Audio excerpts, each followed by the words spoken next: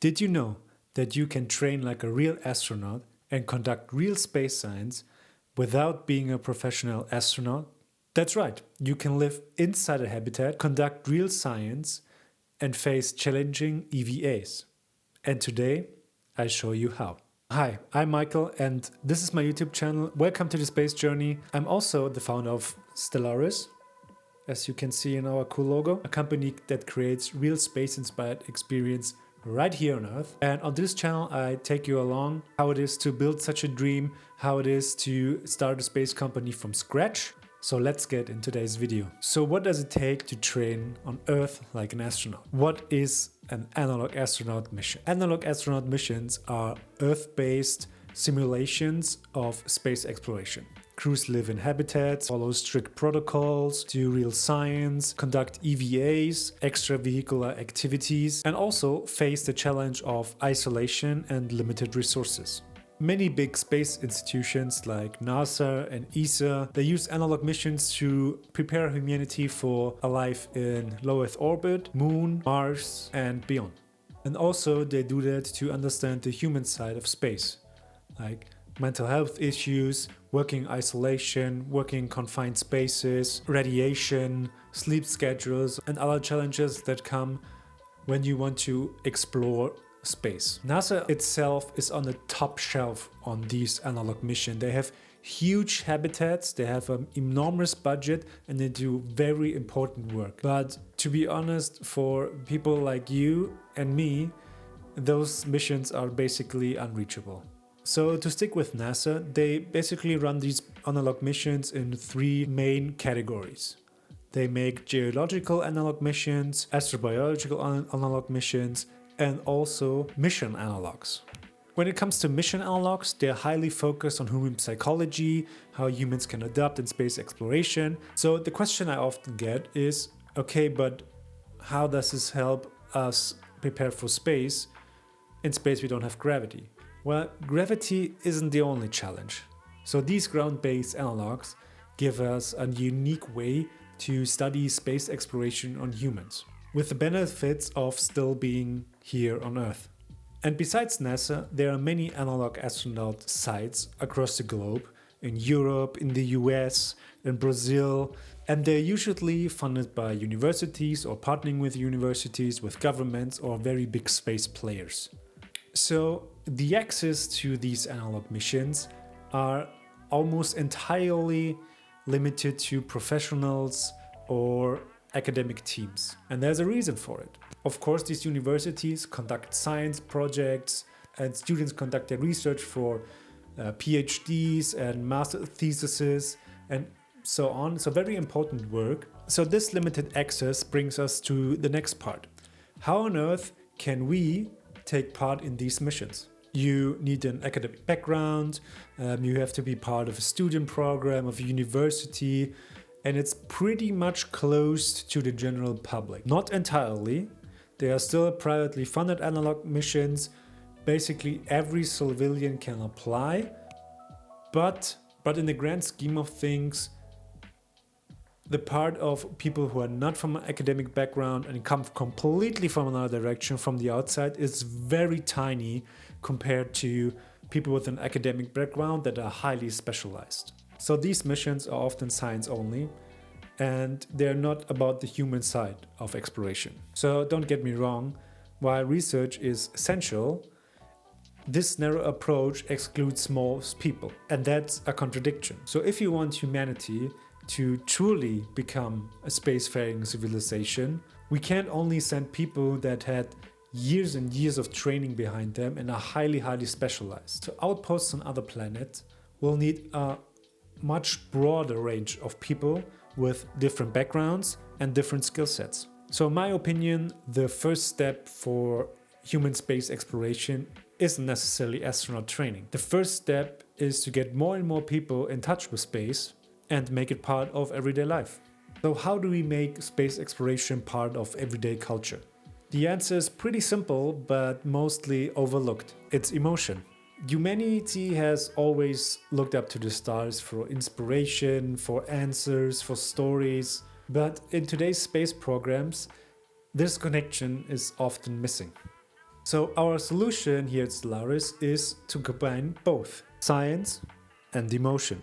So how do we approach this? Well, Stellaris is preparing the first commercially structured analog Mars mission. So we merged the science part of analog missions mixed with the human psychology factor and merged it with resilience training, storytelling, and community. And the goal for this first mission is pretty simple: create access. We want to give explorers, dreamers, and also future astronauts a place to experience space culture firsthand. Not by doing just research, but real challenges that combine adventure, adaptability, and also human growth. So let's get more into this mission. Stellaris Mission One. This mission will take place in January 2026, so not far from now, in the Habitat Marte in Brazil. This habitat is located in the semi-arid, around 100 kilometers away from Natal in Brazil. So it's very remote, rugged, and also isolated, which is perfect to immerse yourself in this experience. And also perfect for us to simulate Mars. The facility itself has its land, infrastructure, and location for the crew to really be immersed in this environment. So the mission name also is set, but unfortunately I can't disclose it right now.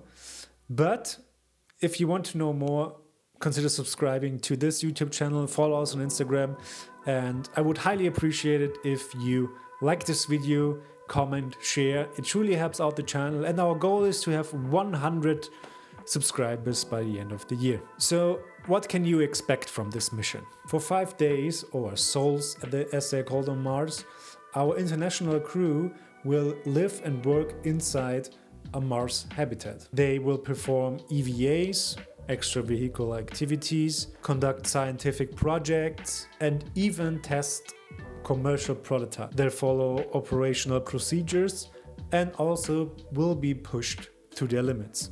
And I'm sure it will be very challenging from a mental standpoint, a physical standpoint, and also from an emotional standpoint, but that's a huge part of exploration. So we don't want to reinvent the wheel of analog missions, but we want to change how the wheel is used. And we do this by opening a completely new chapter of how these analog missions for civilians are conducted, by blending real space research, resilience, and also adventure tourism. And in the heart of it, our storytelling.